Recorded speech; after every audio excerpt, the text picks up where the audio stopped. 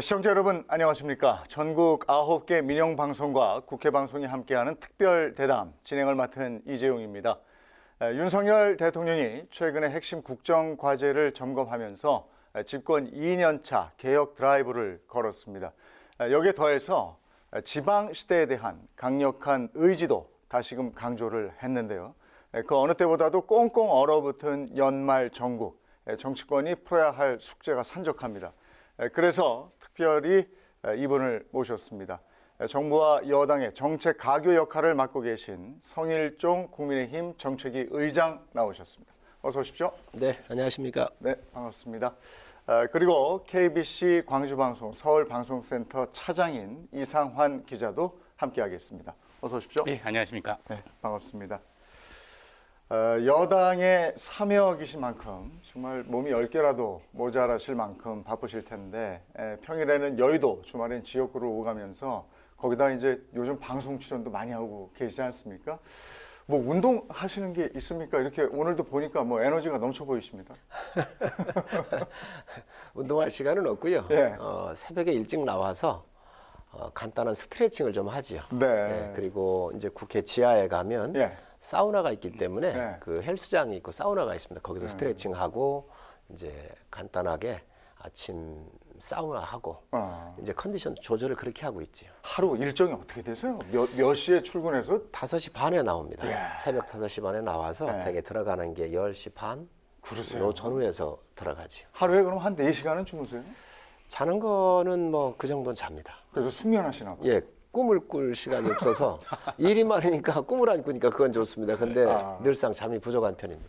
뭐 이번 연말은 유독 더 바쁘실 텐데 바로 예산안 협상 때문에 아니겠습니까?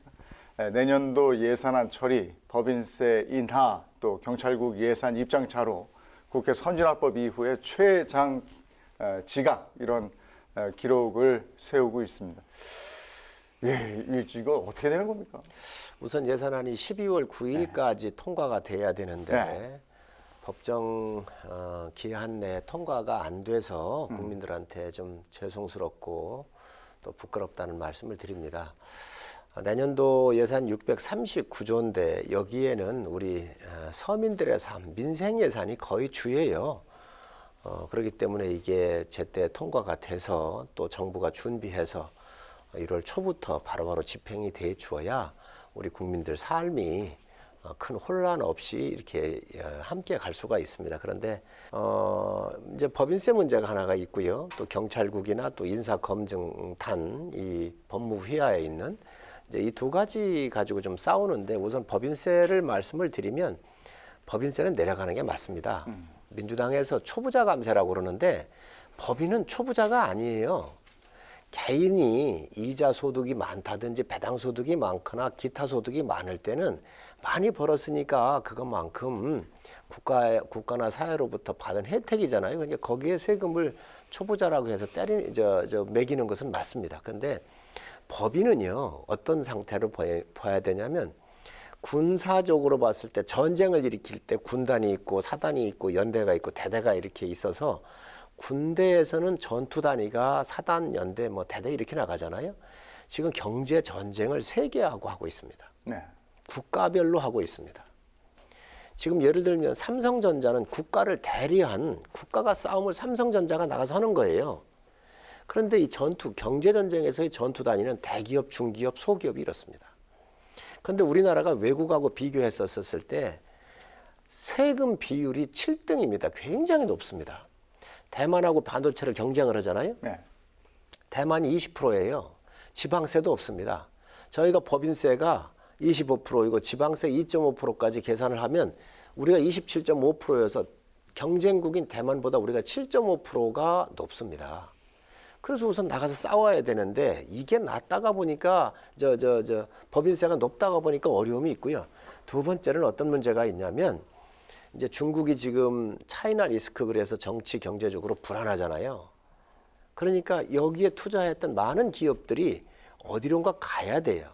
근데 대한민국 굉장히 좋은 조건을 가지고 있어요. 예를 들면 전력 같은 경우가 고른 아주 높은 품질에 있고요. 교육 수준이 높고 또 사회 인프라가 잘 되어 있잖아요. 와야 되는데 법인세가 높은 거예요. 예를 들어 대만이나 다른 나라로 가면 20%대 초반이거나 이런데 우리는 20%대 후반이라면 27.5%란 말이에요.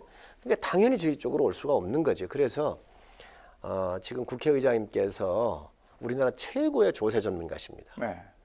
그래서 경제기획원을 사무관부터 올라가셔가지고 세제실장을 하셨잖아요. 그러니까 대한민국의 모든 세금 제도를 지금 국회의장님이 만드신 거예요. 만들기도 하시고 뭐 또 보수도 하시고 이렇게 하셨죠. 그래서 이것을 25%에서 23%로 내려가지고 2년 동안 그럼 유예했다가 시행하게 하자라고는 중간에 중재안도 내셨었습니다. 그래서 이 세계하고 경쟁을 하려고 하면 법인세를 낮춰야 되는 거예요. 이거를 지금 민주당이 지금 현재 동의를 초부자 감세라고 그러면서 안 하고 있는데 이것은 낡은 이념에 포로되면 안 된다는 거지요. 그래서 이거는 초부자가 아니고 기업이기 때문에 대한민국을 대리해서 나가는 이런 기업들에 대해서는 우리가 좀 나가서 일할 수 있도록 해줘야 되겠다는 거고 또 하나 이제 민주당이 동의를 못하는 게 금액으로 5억 천입니다. 경찰국하고 네. 또 옛날 민정이 있었지 않습니까? 네. 청와대 민정. 그 부작용이 많으니까 이 검증팀을 떼가지고 법무부 산하로 내려보낸 거예요. 미국이 그렇게 하고 있습니다. 법무부 산하에. 그래서 선진 제도처럼 청와대에서 이걸 하면서 검증을 하면서 얼마나 부정비리가 많아요. 권부에서. 그렇기 때문에 떼냈는데 여기에 들어가는 돈이 합해서 5억 천인데 이 돈을 예비비로 쓰라는 거잖아요. 그러면 윤석열 정부는 국민에 의해서 선택이 됐고 5년 동안 국민께서 권력을 운영할 수 있도록 모든 권한을 위임받은 거예요. 그러니까 지금 이러한 여러 가지 부작용이 많고 하니까 국가의 기능을 대통령령에 의해서 법률에 의해서 지금 경찰국을 만들고 또 검증단을 법무부 장관 휘하로 갖다 놓은 건데 이거에 대해서 예산을 못 주겠다. 그러니 예비비로 써라 그 얘기입니다. 그렇기 때문에 그건 저희가 받아들일 수가 없는 것이지요. 그렇게 되면 우리가 스스로 국민의 선택을 받은 걸 우리가 스스로 5억 천이라고 하는 그 돈 때문에 자기 부정이 되는 거예요. 국민 선택을 부정하는 거예요. 그래서 이런 문제가 있어서 지금 여야가 아주 대척점에 서 있는데 민주당에서 좀 대승적으로 좀 풀어주십사는 말씀을 드리고요. 또 다른 거 저희가 협조할 거 있으면 또 협조하겠습니다. 네. 이런 부분이 절충이 안 돼서 지금 초유의 지각 사태가 일어나고 있는데 민주당에서는 지금 여당에서 그 용산의 눈치를 너무 보는 거 아니냐. 그래서 이렇게 안 되는 거 아니냐. 이런 얘기를 하고 있는데 뭐라고 답을 주시겠습니까? 예산 편성권은 헌법상 대통령한테 있는 거예요. 그런데 대통령께서 지금 운영하고 있는 인사검증단이나 경찰국 같은 경우 대통령이 권한을 받아서 지금 대통령으로서의 권한 행사를 하고 계신 거 국가 운영을 하고 있잖아요. 그리고 예산 편성을 그렇게 짜 있는데 권한이 행정부에 있는데 이거를 부정한다고 그러면 그건 눈치 보는 게 아니라 당연한 거지요. 그렇지 않습니까? 회사 살림살이를 누가 짜요? 사장이 짜잖아요. 사장이 책임지고 해야 될 거 아니겠어요? 근데 그 사장이 예를 들면 A라고 하는 사업부서가 있는데 이게 너무 문제가 많단 말이죠. 그러니까 이걸 떼가지고 다른 데다 붙여야 되겠다 그러는데 그 예산을 못 주겠다는 거잖아요. 네. 이걸 예비비로 쓰라는 거잖아요. 그 어느 사장이 받아들일 수 있겠어요. 그래서 아주 기초적인 문제입니다. 그래서 우리 국민들께서도 이런 부분을 좀 이해하셨으면 좋겠고요. 또 저희가 계속 야당하고 그래도 협조하고 또 설득하고 이렇게 하겠습니다. 뭐 법인세 말씀하신 것처럼 여야 간 간극이 커서 예산 협상이 사실은 난항을 계속 거듭하고 있습니다. 이제 그런 예산안의 진통 때문에 예산의 부수 법안들 또 그리고 내년이면 이제 효력이 상실되는 일몰 법안들에 대한 논의도 제대로 이루어지지 못하고 있는데요. 이런 그 법안들에 대해서도 여야 간 간극이 상당히 큰 것으로 저희들은 보여지던데 어떻습니까? 사실 많이 좁혔습니다. 많이 좁혀진 부분이 많이 있습니다. 좀 방송이어서 다 제가 이걸 말씀드리긴 좀 어렵고요. 예를 들면 예산 부수 법안 중에 지방재정, 교육, 교부금 같은 경우 이런 부분들은 좀 많이 좀 좁혀져 있죠. 그래서 간격이 약간 있을 수 있지만 여야가 머리를 맞대고 협상을 하면 많이 줄어듭니다. 그렇기 때문에 지금 현재 그런 법안들도 상당 부분 거의 좁혀졌다 이렇게 말씀을 드리는데 아까 말씀드린 대로 경찰국이라든지 인사검증단 이런 부분들이 최종적으로 좀 남아있는 단계지 이런 부분들은 여야가 조금씩 양보할 수 있는 룸이 좀 있습니다. 네. 12구 참사 국정조사 특위 지각 출범을 했습니다. 여당이 전격 합류를 했습니다마는 국정조사 기간이 반토막이 나게 됐거든요. 과연 조사가 제대로 이루어질 수 있을까 이런 우려도 있는데 국민의힘의 방침 어떤 겁니까? 저희는 적극적으로 가서 함께 하고 이 국민들의 궁금해하는 것을 묻고 또 그 대답을 드리는 게 국회 역할이라고 생각을 하고요. 저희 당은 그런 부분에 있어서 절대로 소홀히 하지 않을 겁니다. 근데 이게 왜 그러면 중단이 됐었느냐? 예산안을 협의를 할 때 예산안 처리하고 바로 하자 이래 됐던 거거든요. 근데 예산안이 한 발짝도 못 나갔어요. 그러다가 보니까 이거를 또 그리고 예산이 끝나지도 않았는데 이걸 또 스타트를 해버린 거잖아요. 그런데 거기에는 예를 들면 증인도 나와야 되는데 다 여야가 합의해서 나와야죠. 일방적으로 다 지금 불렀잖아요. 그렇기 때문에 합의문이 1조 다항에 보면 그렇게 명시가 되어 있습니다. 근데 그거가 깨진 거죠. 그렇지만 어쨌든 이거를 나몰라라 할 수 없는 거고 또 저희가 더 적극적으로 국민 의혹에 대해서는 저희가 풀어야 할 책임이 있기 때문에 우리 의원들이 참여해서 짧은 시간이지만 열심히 하게 될 겁니다. 네, 알겠습니다. 당정이 5대 개혁 드라이브를 걸었습니다. 먼저 노동 개혁인데 임금과 근로시간제 개선 이 내용인데 이 법안을 조속히 마련하기로 했습니다. 이 구체안을 좀 얘기해 주시겠습니까? 우리가 노동개혁 굉장히 필요한 가장 중요한 거죠. IMF 맞았었을 때 어려웠던 게 이 노동 문제 아니었습니까? 우리가 이걸 좀 봐야 돼요. 이런 부분, 과거의 일들을 좀 봐야 돼요. 자, 그런데 지금 선진국하고 경쟁하고 있는데 노동시장에 문제가 있다고 하면 안 되는 거거든요. 그래서 두 가지입니다. 하나는 탄력근로제인데 하나가 탄력근로제는 뭐냐면 주 52시간 근무를 하고 있잖아요. 그런데 외국에서 물건 같은 경우를 수주를 많이 해서 납기 기간 동안 빨리 보내야 될 일들이 있습니다. 그럼 사람을 뽑아서 할 수 있겠어요? 그렇기 때문에 이런 특수한 경우 또 여름철 같은 경우 보면은 얼음을 많이 생산해야 될 거 아니에요. 얼음 수요가 많으니까. 겨울에 얼음 먹는 분 많지 않잖아요. 그러니까 여름에 이러한 계절 수요 같은 경우는 노동을 좀 많이 하게 하자는 거예요. 52시간이 아니고 최대 69시간까지 하고 그러면은 이 더 한 것만큼 17시간을 더 한 거 아니에요? 이거를 노동 저축 계좌라고 하는 걸 넣어가지고 월 단위, 분 단위, 연 단위로 해서 예를 들어서 주 단위도 계좌에 저축을 할 수가 있는데 이번 주에 예를 들어서 제가 52시간에다가 플러스 3시간 해가지고 3시간을 더 했다. 그러면 3시간을 더 했으면 다음 주에 3시간 플러스 1.5시간 요만큼을 더 휴식할 수 있는 시간을 주겠다는 거예요. 그래서 근로자들한테 이거는 그럼 어떻게 되느냐? 근로자하고 사용주가 꼭 합의를 해야만이 할 수 있습니다. 그래서 이러한 납품 물건에 대한 납기라든가 또 뭐 계속 회사가 잘 되는 건 아니잖아요. 갑자기 또 물건 오더를 많이 받을 수 있지 않습니까?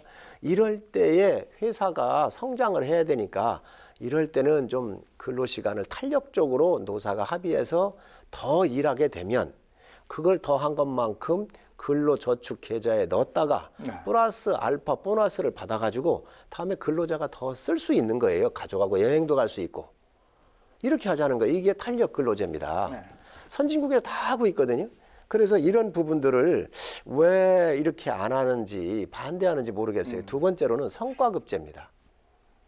아니 노동임금 체계가 어떻게 되어 있느냐. 오래 일한 사람으로 되어 있는 거예요. 연공서열로 되어 있는 거예요. 이 꼰대임금제로 되어 있는 거예요. 제가 이름을 그렇게 보여요. 꼰대임금제라고.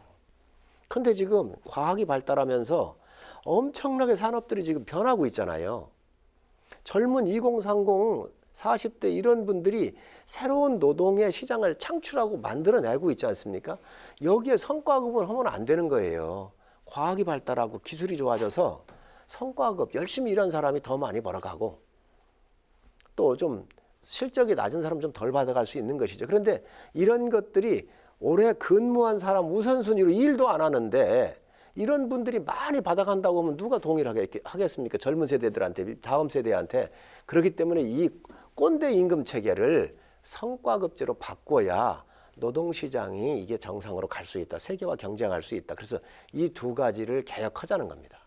근로시간과 관련해서는 전에 과로사 이슈가 있었잖아요. 근데 그런 그 얘기가 좀 들리는 거고, 그 다음에 69시간 얘기에 대해서는 벌써부터 저녁이 없는 삶, 이런 얘기가 나오는데 이 부분은 어떻게 얘기해 주시겠습니까? 저녁이 없는 삶이 아니죠. 옛날 같은 경우는 시간 제한이 없었지 않습니까?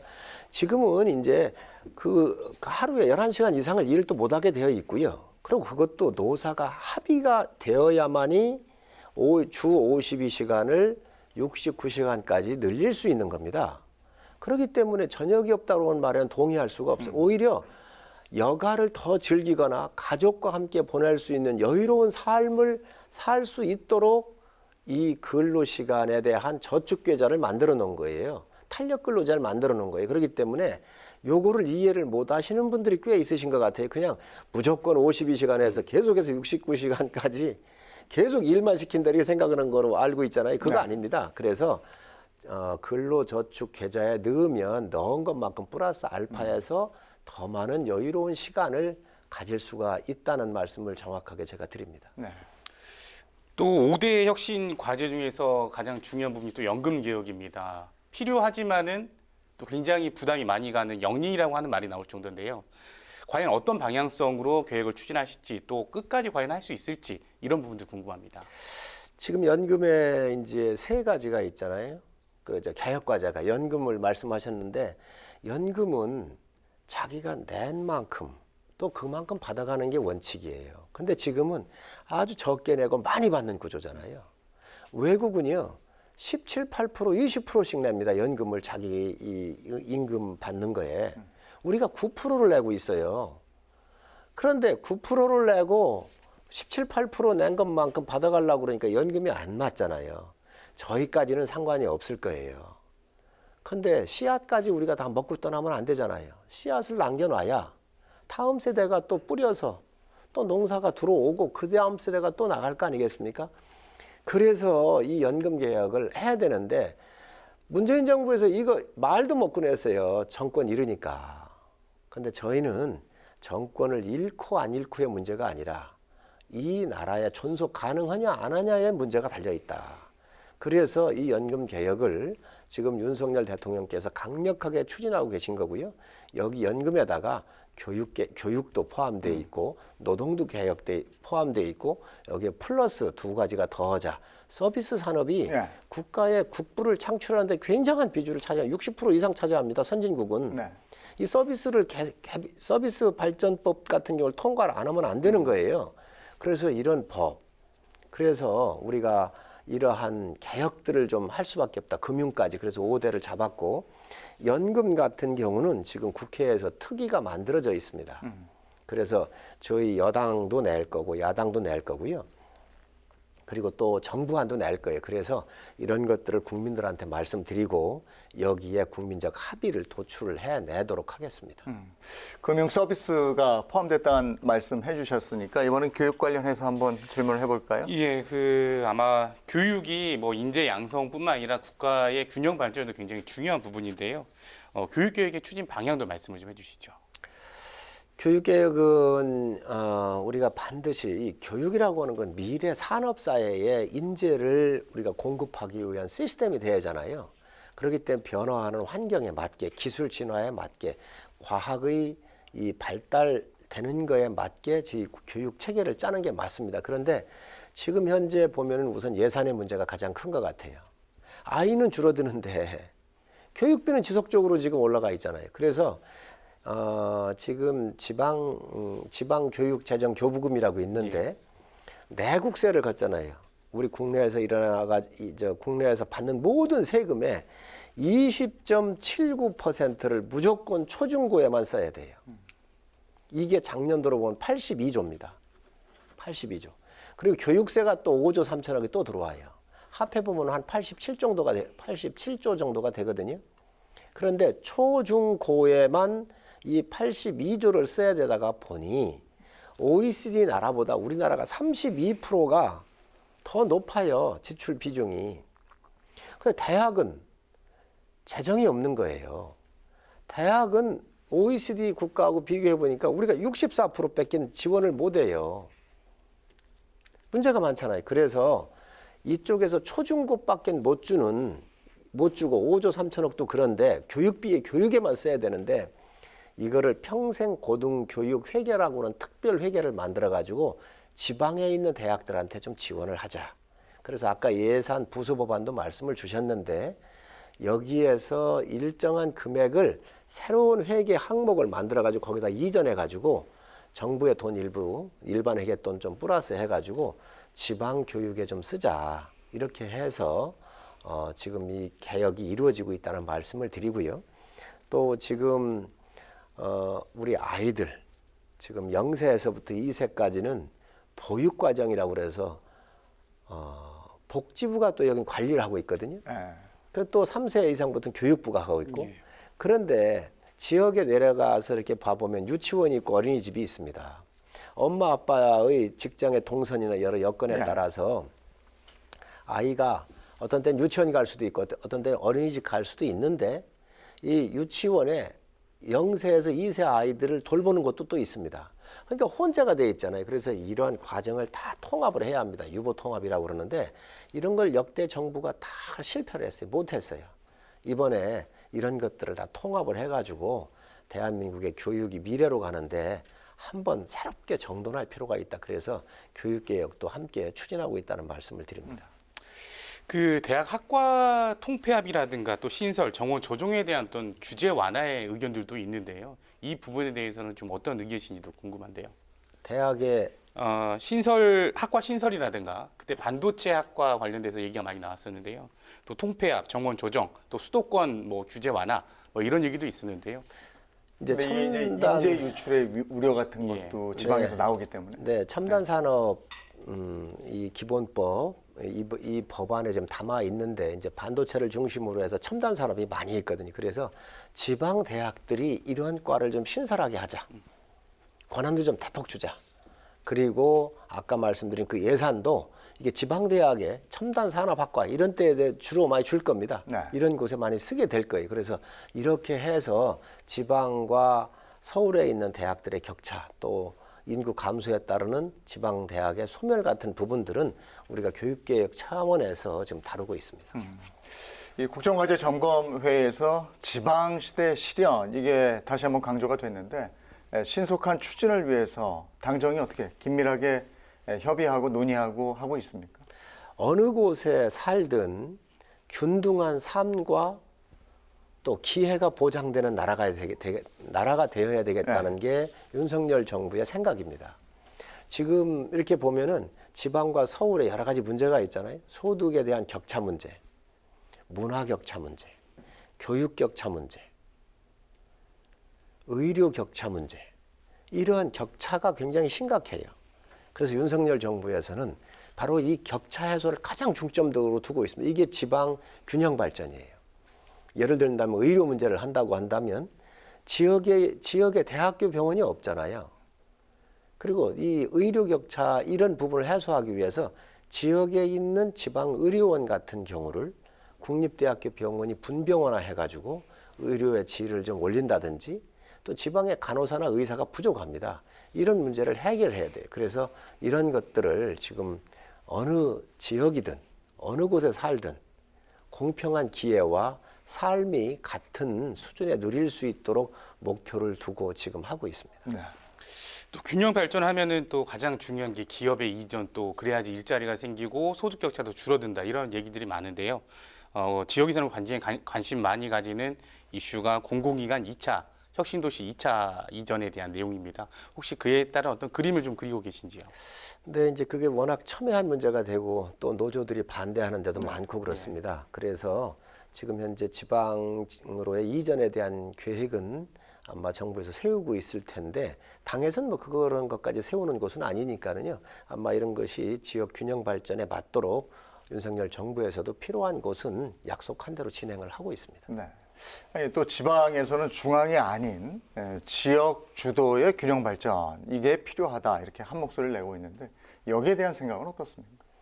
지역 주도라고 하는 것은 제가 봤을 때는 조금 좀 맞지 않는다 이렇게 보고 있습니다. 무슨 얘기냐면 지역이 갖고 있는 각각의 장점을 살려서 그 부분을 주도해 가는 거는 맞습니다. 그게 지역 주도라고 표현을 한다면 정확한 표현이 될 건데 그러나 국가 전체적인 거를 놓고 대한민국 지도를 놓고 어느 지역에 강점이 있는지, 어느 지역에 반도체에 강점이 있는지, 어느 지역에 자동차나 선박에 장점이 있는지 이런 큰 그림은 이제 국가 중앙정부가 짜는 거 아니겠어요? 그러나 각 지방정부에서 각각의 특장이나 그 지역의 특색에 맞게 주도해서 가기 위해서 예산을 대폭적으로 그런 편성권을 지방정부에 지금 내리고 또 권한도 더 내리자고 하는 거예요.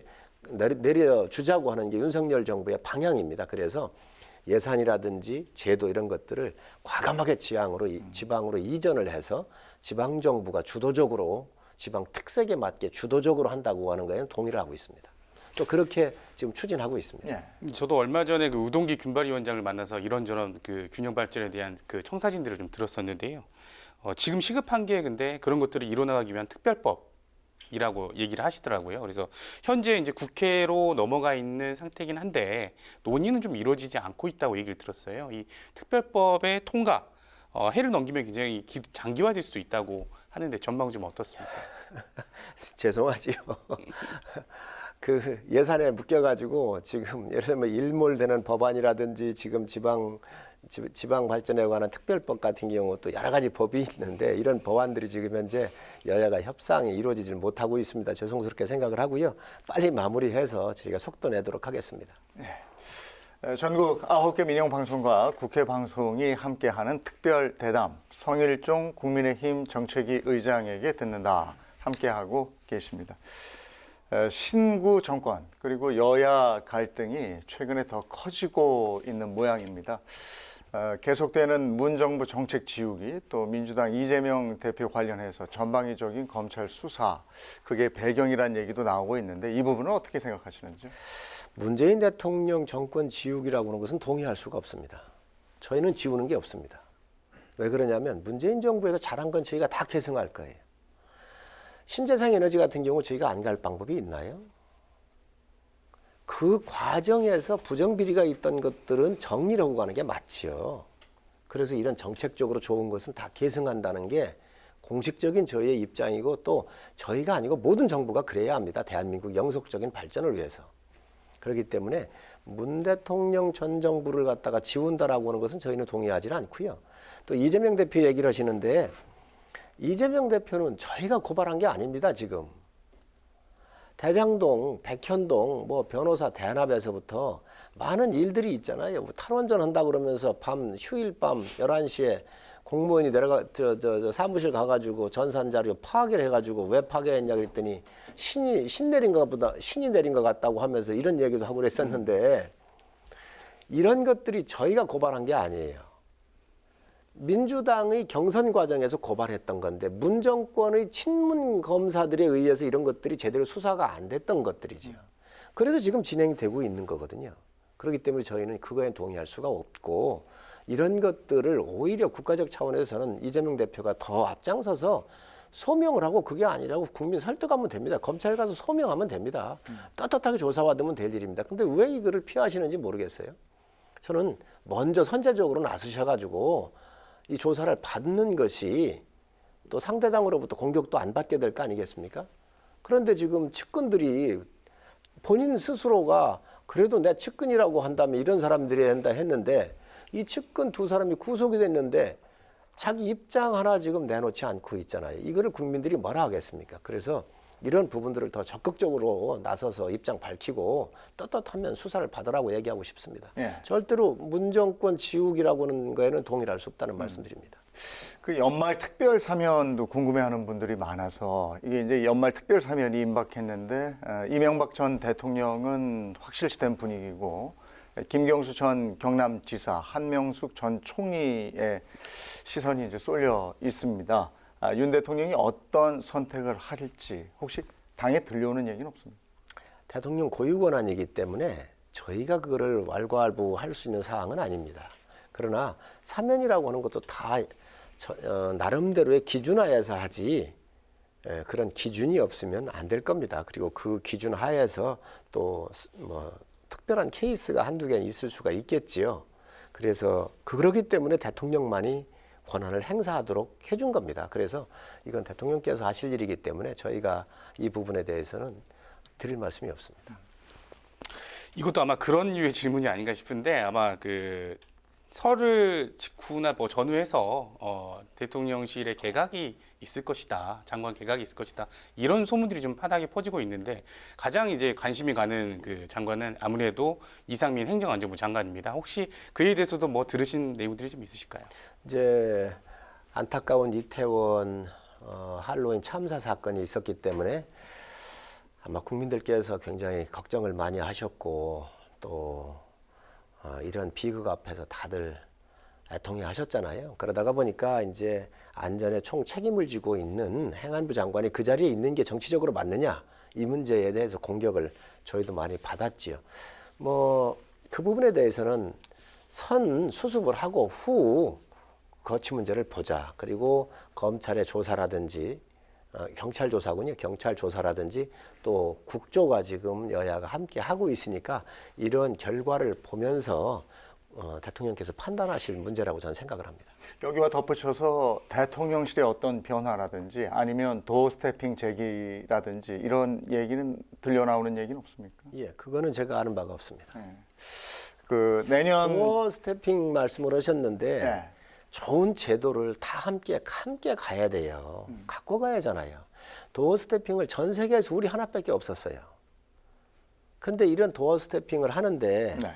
그저 대통령 흠집내기 하기 이런 거 해서는 안 된다. 그리고 질문 받고 들어가는 대통령 뒤에다가 이렇게 소리 지르고 하는 것은 난동이지 이게 질문이 아니지 않습니까? 그래서 이런 제도를 과연 우리가 국민이 여도 지지하는 국민이 있지만 야측을 지지하는 국민도 있잖아요. 야측 지지하는 국민들이야 시원할지 모르지만 또 여당을 지지하는 국민들이 봤었을 때는 갈등이 될 수도 있는 거예요. 그렇기 때문에 언론들이 함께 좀 가꿔줬었어야 한다는 안타까움이 있습니다. 아직 재기에 대한 얘기나 뭐 거기에 대한 얘기는 전혀 이렇게 흘러나오지 않고 있고. 저는 들은 바가 없습니다. 알겠습니다. 내년 초에 개각설, 국민의힘 당권 레이스 일정 이게 맞물리면서 전당대회 내각 차출설 이게 다시 짙어지고 있는데 이 부분은 어떻게 보십니까? 우리 내각에 들어와 있는 분들을 이제 전당대회에 착출하자 이 말씀이시잖아요. 네. 글쎄 그게 쉽겠습니까? 그리고 아무리 저희 당에 인재가 좀 많이 있습니다. 그 안에서 하는 게 전 맞다고 보고 내각에 들어가서 1년도 안 된 임기를 이게 마다하지 않고 나와서 당권을 또 도전한다 했었을 때 네. 정부에 도움이 될까요? 아니면 국민들이 바라보는 시각은 또 어찌 될까요? 그래서 저 개인적으로는 맡아 있는 내각에 들어갔으면 장관으로서 역할을 충실히 하고 또 그에 따르는 어느 정도 기간과 실적을 낸 다음에 나오는 것이 정치적으로도 전 본인들한테 훨씬 더 좋을 거라고 생각을 합니다. 네. 이건 그냥 설일 것이다. 전 그렇게 보고 있습니다. 예. 예, 뭐 전당대회 얘기 나왔으니까요. 이제 그 전당대회 룰이 당원 100% 투표로 당대표를 선출하겠다라고 결정이 됐습니다. 근데 이에 대해서 뭐 일각에서는 전대가 윤심대로 흘러간다. 뭐 비윤들의 반발도 사실은 있고 보수 일각에서도 비판이 제기되고 있는데 총선을 또 우려하는 시각도 있습니다. 그렇게 가면 나중에 총선에서 뭐 좀 국민의 여론에 따가운 어떤 질책을 받는 거 아니냐 우려도 있는데 그에 대해서는 어떻게 보십니까? 민주정당이니까 별 얘기를 다 나오지요. 네. 다 그리고 자기들 유리한 대로 얘기하지요. 예를 들면 유승민 대표나 안철수 대표 같은 경우는 지금 7대3 비율로 이렇게 가는 것이 자기들한테 유리하지 않겠습니까? 그렇기 때문에 그분들 얘기 난 하는 게 맞다고 생각을 해요. 그런데 또 우리 당원들 입장에서 봐보면은요, 지금 7대3 이 비율이 언제 정해졌느냐? 탄핵 이후에 정해진 겁니다. 저희가 탄핵을 받았었잖아요, 전에. 당원들이 다 빠져나갔습니다. 당원 수가 20만 미만이었어요. 카드 20만 됐거든요. 그러니까 20만의 당원 가지고 과연 국민의 뜻을 물을 수 있는가 이 이야기를 했던 거예요. 그래서 그러면 당원 70%하고 국민 30% 묻자 해가지고 그때 그 전당대회를 앞에 두고 만들었었던 그 규정이었어요. 이제 저희가 좀 바뀌었습니다. 탄핵도 강을 건넜고 새로운 대통령도 저희가 뽑아서 집권을 했거든요. 그러니까 당원들이 들어왔는데 100만 가까이 들어왔어요. 80몇 만이 돼요. 그리고 일반 당원까지 하면 한 300만 정도, 300만이 넘을 거예요. 그런데 그것도 20대, 30대, 40대에서부터 표본으로 보더라도 아주 골고루 이게 입당이 돼 있습니다. 그래서 국민의 여론을 묻는데 당원하고 같이 가니까 그런데 이게 또 당대표를 뽑는 정말 우리 당 대란 말이죠. 그러다가 보니까 그러면 그 대표성을 당원한테 주는 게 맞다. 이렇게 해서 정리를 한 것이고요. 대신 공직 후보자, 대통령 후보라든지 국회의원 뽑을 때는 이제 그때는 당원들만이 뽑을 수 있는 게 아니잖아요. 그때는 국민들이 뽑는 것이니까 그때는 7대3 비율로 놓고 역선택 방지만 하자. 역선택 방지만. 그래서 상대당을 지지하는 지지자들 빼고 중간에 있는 분들까지는 우리가 의차해서 이렇게 수정을 해놓은 겁니다. 전 그게 맞다고 생각을 하고요. 세계 어느 나라에도 당대표를 뽑을 때 당원들이 뽑지 당원들이 아닌 사람이 뽑는 적이 없습니다. 늘 당원 만나면 여러분이 주인이라고 그러잖아요. 대통령 뽑을 때 국민들 보고 주권자라고 그러잖아요. 주인이라고 그러잖아요. 그래서 이거의 원칙에 이제 바로 돌아왔다.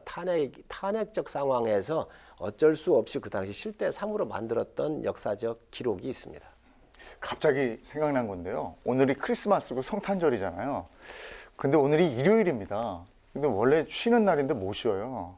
그래서 대체 공휴일 얘기 나왔잖아요. 그러니까 성탄절하고 석가탄신일. 그렇습니다. 이거 어떻게 돼가고 있습니까? 하는 겁니까? 저는 해야 한다고 보고요. 당에서 이 부분에 대해서 대체 휴일로 해달라고 요청을 했습니다. 그렇게 되면 내수가 또 일어나잖아요. 또 국민들에 대한 여가라든지 이런 것들이 상당히 좀 늘어날 거고요. 긍정적인 면이 있습니다. 그래서 우리가 대체 휴일을 지금 하고 있거든요. 그런데 이 종교적인 이 행사, 이 이제 기념일인 이 크리스마스와 석탄일이 빠져 있어요. 그래서 이것까지도 좀 해자 이렇게 해서 저희가 당에 제안을 해놨기 때문에 정부에서 이거는 아마 내년도부터 조정을 해서 시행을 하게 될 것 같습니다. 이건 이견은 없겠네요, 그죠? 없을 겁니다. 그렇죠. 예. 좋으시지요? 아, 저는 좋죠. 지금 당정의 가교 역할을 하고 계시잖아요. 근데 요즘에 하도 이제 말들 나오는 것도 많고 해서 참 이 일이 보통 일이 아닐 것 같은데 힘든 점이나 애로사항은 어떤 게 있습니까? 아무래도 여당은 책임의 부피가 많은 곳이잖아요. 뭐 야당일 때는 그냥 비난만 하면 되지만 그리고 모든 걸 다 책임을 져야 합니다. 그러다가 보니까 사실 여러 가지 책임이 따르다가 보니까 좀 어렵죠. 그리고 정부가 굉장히 거대합니다. 이게 당, 또 행정부, 그리고 대통령실 이러한 부분들에 대해서 항상 조율을 하면서 함께 가야죠. 함께 동의를 받고 그러니까 좀 프로세스가 복잡하고 하니까 좀 어려운 면이 야당할 때보다는 가볍지가 않고 좀 어려운 게 사실입니다. 그러니까 이제 용산의 의중이 너무 반영된다 뭐 이런 얘기 들으면 좀 이렇게 곤란하실 때도 많을 것 같아요. 대통령제 하에서는 대통령의 의중이 중요하지요. 우리가 그거를 비난할 항목은 아니에요. 여든 야든 똑같습니다. 문 대통령께서 집권을 하셨지만 대통령께서 가고자 하는 확고한 신념이나 철학이 있으면 그 대통령한테 국가를 운영해보라고 국민이 일임을 했잖아요. 그걸 따라가야 되는 거예요. 그거는 여야의 문제가 아니라 우리나라가 갖고 있는 대통령제에 대한 시스템의 문제인데 그 대통령께서 철학적으로나 또 방향성에 있어서 명확한 이러한 그 원칙을 갖고 계시다고 한다면 그 부분에 대해서는 조율하는 게 맞지요.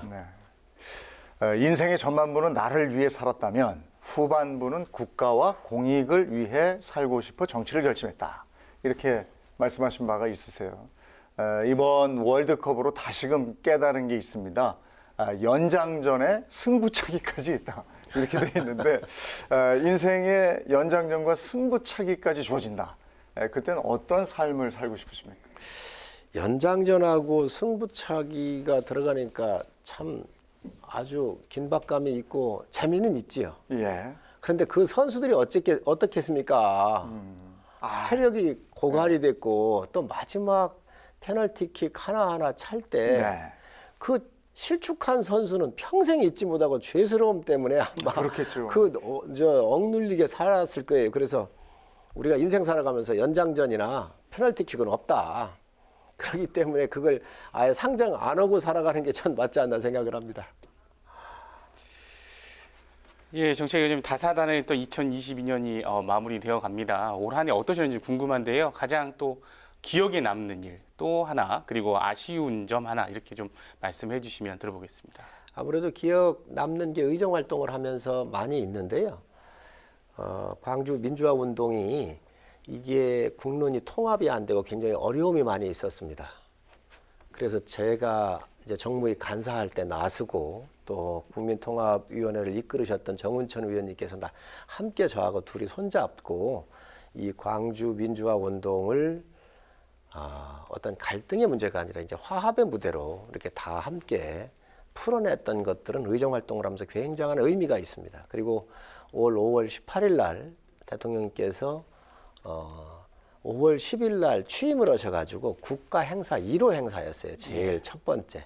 그때 통합의 열차를 띄워가지고 통합의 열차를 이렇게 띄워가지고 장관, 수석들, 국회의원들 다 함께 타고 가면서 광주에 갔었을 때 5.18 재단과 또 단체들이 다 환영을 해주시고 그동안 우파 대통령이 정문으로 못 들어갔었어요. 연문으로 들어가고 연문으로 나왔지요.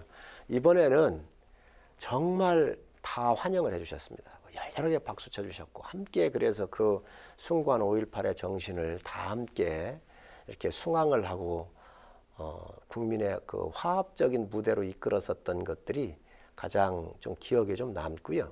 또 이제 납품단가 연동제 같은 거 지금 대기업과 중소기업에 있어서 물가가 올라가거나 내려갈 때 그 올라가는 금액을 보전을 안 해주잖아요. 해주는 데도 있습니다. 이런 걸 안 해줄 때 법으로 좀 만들어야 되겠다 그랬었을 때 이게 좌측 정부든 우측 정부든 있잖아요. 아무데도 못했어요. 이거를. 이명박 정부 때도 못했어요. 이번에 이제 제가 정책의장을 하면서 이걸 관철을 시켰습니다. 그래서 이런 것들이 굉장히 좀 보람이 있었지. 또 아쉬운 부분이 있다면 어떤 부분? 아무래도 지금 국회 상황. 개혁을 좀 많이 해야 되거든요. 예. 네. 이게 국회 상황이지 이런데 개혁을 빨리 해야 돼요. 이 개혁도 타이밍이 있어요.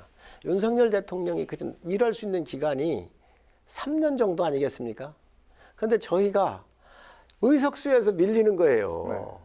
그 뭐 200대 100 정도 보시면 되잖아요. 3분의 1 정도밖에 안 돼요. 그러니까 이게 아무리 해도 패키지로 가야 되고 서로 주고받아야 한다라고는 이 논리 속에서 의석수가 밀리니까 저희가 일을 해낼 수가 없습니다. 그래서 아무리 정책위에서 좋은 입법을 준비하고 이렇게 해놨어도 통과가 안 될 때는 정말 발을 동동 구르고 있습니다. 약자의 눈물을 닦아주는 따뜻한 정치 얘기를 많이 하시잖아요. 그 인생을 돌아보셨을 때 그리고 또 정치 인생을 한번 돌아보셨을 때 어떤 생각이 드십니까? 정치할 때 권력이라고는 말이 있잖아요. 네. 권세권자잖아요. 이 권세권자에 저울추가 들어가 있습니다. 저울추의 의미입니다. 이 물건을 살 때 이 근수가 정확하게 나와야 평형을 이루고 이 평형이 이루어지는 근수가 정확해야 사는 사람과 파는 사람이 공정할 거 아니겠습니까? 이게 공정이거든요, 저울은. 그래서 악유가 없는 거죠. 사는 사람도 파는 사람도. 옛날부터 이 한자가 3000년 전에 만들어졌지만 그 당시에도 있는 사람, 돈 있는 사람, 권력 있는 사람, 힘센 사람들이 힘없는 다수의 사람들을 많이 착취했던 것 같아요. 그러니까 그 당시 글자를 만들던 철학자들이 권력이라고 하는 걸 소수한테 맡겨가지고 소수의 특권층이 다수의 힘없는 분들한테 못된 짓 못하고 악한 짓 못하고 또 이런 물건 뺏어가고 하는 이런 것들을 막아야 되겠다. 그래서 소수한테 권력을 위임을 할 테니 이 권력을 가지고 균형을 좀 잡아라. 그래서 권력이라고는 권자에다가 이 균형을 잡으라고 하는 저울추의 의무를 저는 넣은 것을 제가 알고 있는데 국회의원 하면서 늘 약자 편에 서야 된다고 생각을 합니다. 권력이 있거나 힘 있는 사람들이 국민들께서 맡겨주신 그 권력을 있는 자 편에 서가지고 이게 술 얻어먹고 돈 얻어먹고 골프 치고 놀러 다닌다 그러면 일반 국민들이 어떻게 되겠습니까? 그래서 그런 거 하지 않는 것이 저는 맞다고 생각을 하고, 그렇기 때문에 권력이 있거나 힘 있는 사람들은 늘 약자 편에 서서 가야만이 사회가 균형을 잡을 수 있다. 그래서 권력이라고 하는 것을 위임받은 사람들의 가장 가슴에 새기고 가야 되는 부분 아닌가 생각을 합니다. 네.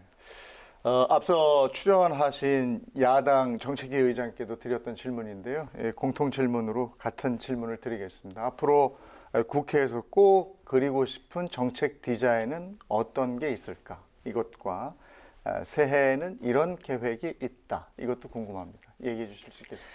방금 전에 제가 말씀을 드렸는데 약자와의 동행입니다. 정당의 존립 근거는 약자들이 왔었을 때 어덕이 돼주고, 그분들이 왔을 때 눈물 닦아주고, 힘들고 외로울 때 손잡아줄 때라야만이 그 정당이 전 존재할 수 있다고 봐요. 그래서 앞으로 저희 당이나 국회에서 활동한다고 하면 앞으로 약자와의 동행이 가장 중요한 이런 임무가 아니겠나. 그래서 입법도 이러한 부분에 더 충실해서 많이 제출하고, 또 예산할 때도 올해 복지 예산이 한 11%를 더 늘렸잖아요.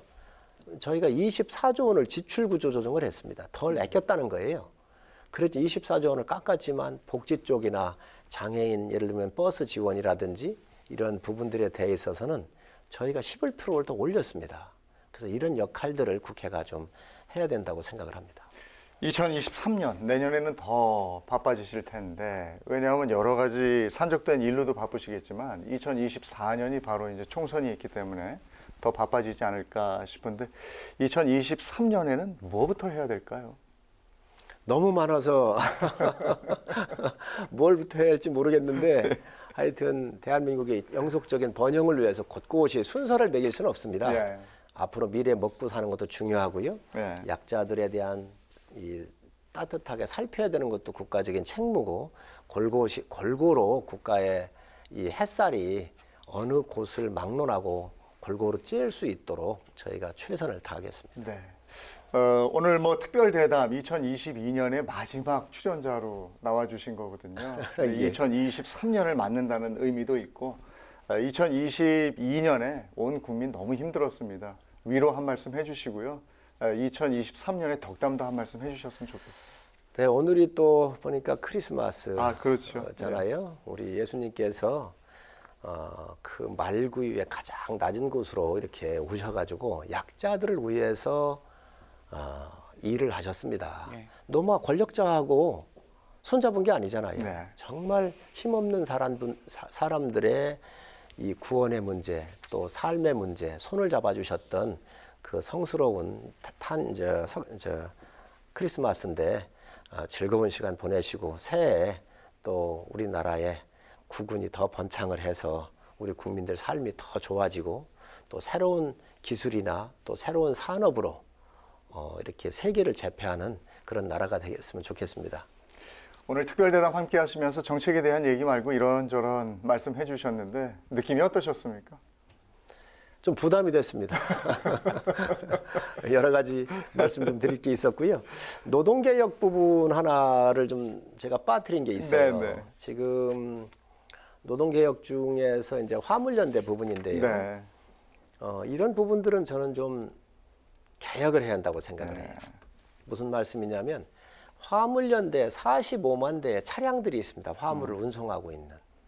그중에서 23만 대 정도는 번호판을 빌려서 지금 차주들이 운송업을 개별적으로 하고 있습니다. 네. 전 이거 아주 잘못됐다고 생각을 해요. 오랫동안 언제적인지는 잘 모르겠는데 운송회사라고 그래서 번호판을 50개, 100개, 뭐 이렇게 200개씩 번호판을 거기다가 허가를 해줬거든요. 네. 줬단 말이죠. 그러니까 지금 자동차 화물차를 뭐 1억, 2억 사가지고 이 차주가 오면 이분한테 면허를 주는 게 아니에요. 이분들이 이 번호판 갖고 있는 회사한테 가가지고 2천만 원, 3천만 원 내고 그리고 월 얼마를 정액료를 냅니다. 20만 원, 30만 원씩 내잖아요. 그러면서 일을 하니 실질적인 소득이 늘어나겠습니까? 그래서 이런 부분들도 저는 개별적으로 면허를 일하고 있는 지입 차주들한테 저는 부여를 해서 네. 실질적인 중산층으로 끌어올리는 효과도 있고 정말 이 일에 대한 정당한 보상을 더 되돌아가게 해야 한다고 생각을 합니다. 그래서 이런 부분도 당에서 핵심적인 개혁 과제로 삼아서 추진할 생각입니다. 알겠습니다. 이상한 기자도 함께 해주셨는데 소감이랄까요? 아니면 더 듣고 싶은 얘기 있으면 질문을 하셔도 좋고요. 뭐 한 해 얼마 남지 않았는데 뭐 정책위원장님 여당의 지금 정책 수장이라고 해도 되지 않습니까? 여러 가지 지혜에 또 해안 같은 말씀들을 들어서 뭐 오늘 선물 같은 그런 생각이 듭니다. 크리스마스 선물인 것 같네요. 네. 알겠습니다. 미래의 창을 여는 따뜻한 정치 앞으로도 기대하겠습니다. 오늘 자리해 주셔서 대단히 고맙습니다. 네, 고맙습니다. 감사합니다. 이상한 기자도 오늘 수고 많으셨습니다. 고맙습니다. 이번 겨울 한파가 유난히 더 매섭게 느껴집니다. 내년에도 전기, 가스 요금이 줄줄이 오른다고 그러죠. 난방비 걱정에 보일러 틀기조차도 겁이 나서 뜨끈한 아랫목은 이제 사치가 돼버린 것 같습니다. 더 걱정되는 건 경제 한파가 내년에 더 혹독할 거란 얘기인데요. 하지만 희망을 잃어선 안 되겠습니다.